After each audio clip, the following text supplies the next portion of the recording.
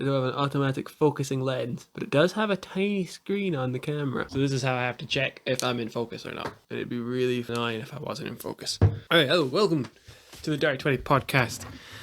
My name's your host, Cameron, and we're here to talk about D&D and think far too hard about this game we love.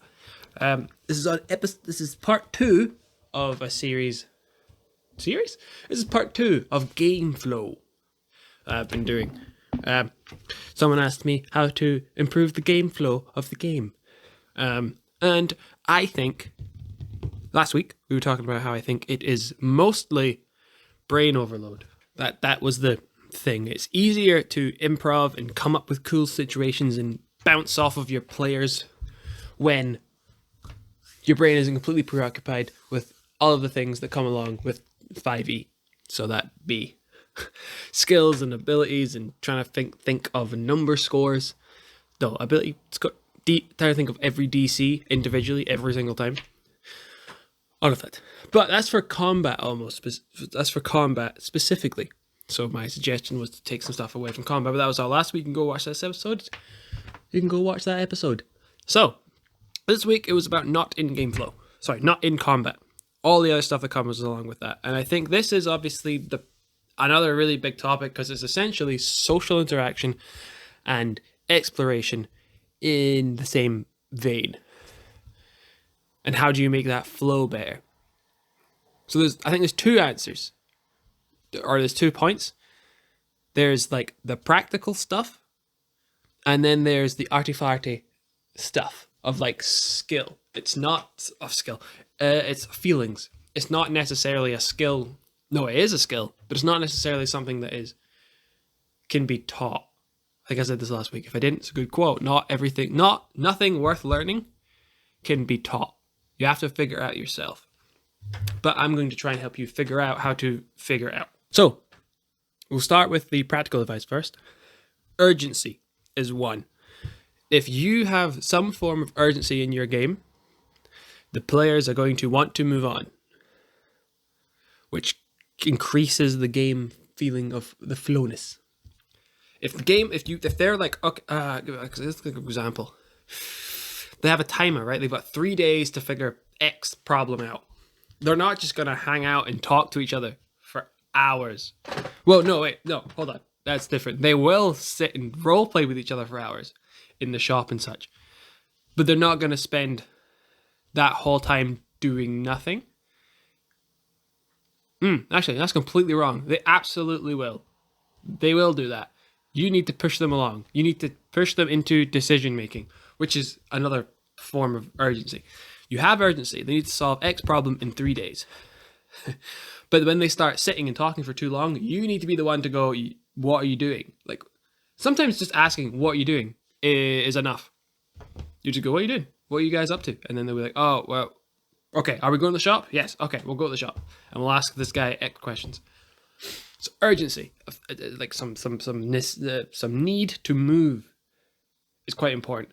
And then to piggyback off of that, don't let them stand around and talk, because that's like, I know players like doing that because it's fun, but getting nothing achieved because of the game flow is silly. Like, think about the fact that we put rules in the game in the first place.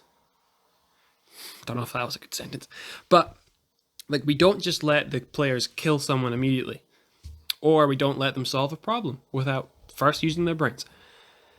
Like, even though the players want to, I think it's the same thing with role-playing for too long, which I don't imagine. I imagine people not role-playing for too long, not doing anything, shopping for too long, or not pursuing the goal quickly. I think it's the same thing. They want to stand still and discuss every single minute aspect of planning or shopping. Is a better way to put it. The plans, they'll sit for ages trying to think of the perfect plan and how it will perfectly work, and it never does. But they shouldn't. It's not good for them. It's not good for the game. It's not good for you. They'll spend too much time just dilly-dallying and getting nothing done, and then you've wasted half an hour. But if they do that a couple of times throughout the session, like let's say you have 3-ish things that happen, the tavern, the dungeon and then returning. And that's really simplified because the dungeon would be massive. And then they stop for 30 minutes. That's 1 hour and a half that you've wasted with them just planning. And so, one thing is urgency, but they might not get it. So you need to be the one to make it urgent. You need to either give them the thing that they need to worry about, like literally a ticking time bomb, or something that's similar to a ticking time bomb. If they don't get to it fast enough, bad things happen. But you need to be the one to also push them forward. You need to be like, fucking move. Like, what are you doing? Stop dilly-dallying. Don't say that. No. Say, what are you doing? What's the plan? What are you doing? You have to do something. That's tip number 1. Now, how to make them move, I guess. If saying what you guys are going to do doesn't work, you have to use the tools that you have in the world you need to use. I think this technically is improv. I'm not sure. But I've had players, standing around in a city because they were trying to figure out what to do, because I think there was hags. And they were trying to figure out who to go talk to now or what to do because they were lost. So I had an NPC that they know and like turn up, or just turn up, but they just bumped into him on the street, which obviously I think is super coincidental. But from the player's perspective, I don't think it is. I think it's like, oh, right, cool, of course. Like I think it might vary. Like some people notice plot holes and coincidences in movies more than other people do. D&D might be similar. But from what I found, you're playing the game. Like, I just don't think you're that focused on it. I think as the DM, you're hyper aware because you're hyper aware of everything that's going on. But when someone pops up out of nowhere, it's not as obvious to them as it is to us. But I had him pop up, and then he was like, "Oh, I heard about something happening over there. Maybe you should go. Maybe you should go look." And the player's like, "Sick, we got somewhere to go." So once you see that they're stuck, use whatever tools you have. The tools could be, like I said, the tools that you have in game. So NPCs, but obviously you might not be somewhere where the NPCs can just approach them and tell them. They might be in a dungeon. But you could do the same thing with dungeons. The dungeons are, you are also the environment. You could also just make the environment, like I said, it's a bit obvious to make the wall fall down and then the entrance is there. But you could have the wall fall down. Anyway. No, you could have a trap go off and like one of the bad guys in the dungeon set the trap off. And they're like, oh, now we'll go. And then the guy killed himself. Sorry. So he set the trap off. He killed himself with his trap. He must have forgotten it was there. Who knows? And then on the person, on the stuff on the person, if they search him, is a map that helps them kind of get through and then, tells them, kind of gives them an idea of wherever it is they're stuck on.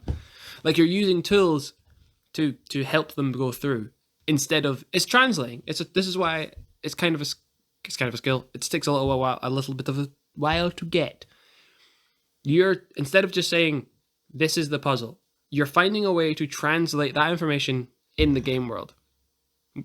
To tell them. Video games do it all the time. A good tutorial teaches me how to play the game while playing the game. Doesn't just text drop the stuff. I don't think I can think of a single example from a game I've played recently. But it'd be like the inventory system. Like the game would be Batman Arkham City. And it'd be like, hey, go pick up that thing. So you beat up some guys, you pick up the thing to open the door. And then you go to the door and it's like, here, now get the thing out of your inventory and then open the door. So it's like part of the quest and also teaching me mechanics. It's not just saying, this is how the inventory works. Remember it. D&D's kind of similar. You don't just want to tell them the thing. You want to translate that into game talk and the world game talk. You want to translate it into the world for them so that they figure out. But it's not rocket science for them to figure out.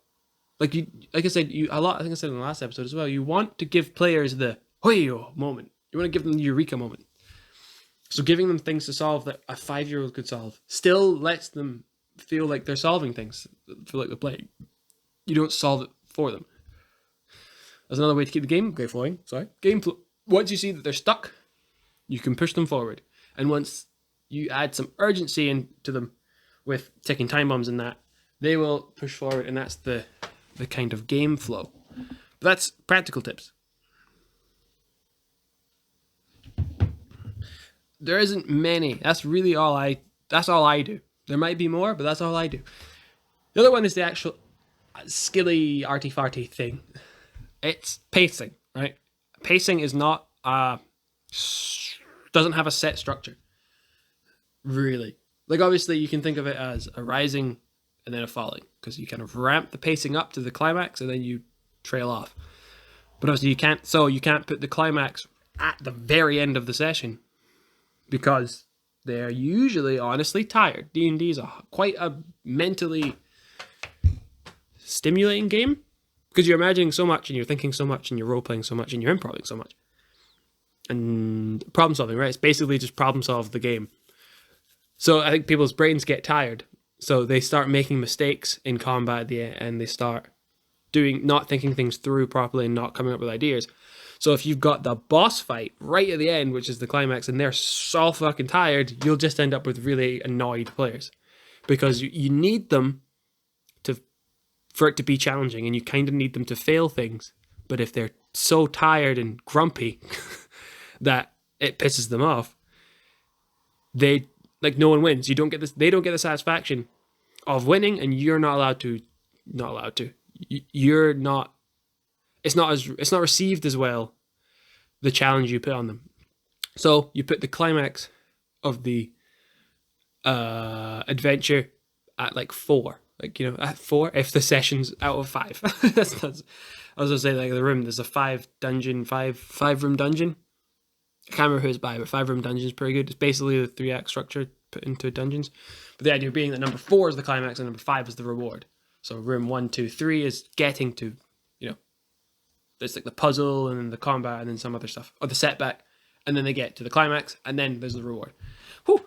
So, but I think that's really good to kind of understand if you're new, because then you need to learn the rules before you can break them.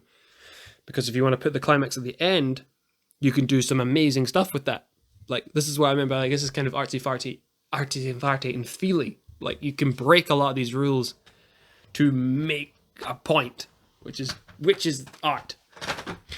Let the climax happen at the end, and then have the boss turn into its second form, and then end the session and be like, we'll continue next time.